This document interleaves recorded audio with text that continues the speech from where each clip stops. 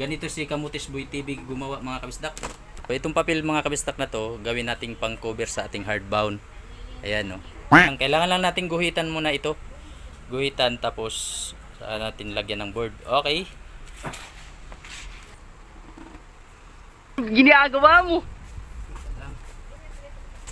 Lagyan natin ng board. Ayan ang mga kabisdak ko. Ayan, ganyan kalupit si Kamutis Boy TV gumawa ng cover sa hardbound. Alright.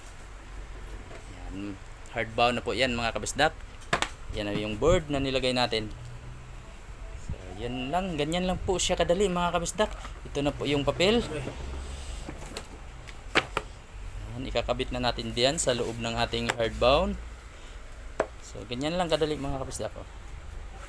Ayan, may hardbound na tayo. Okay?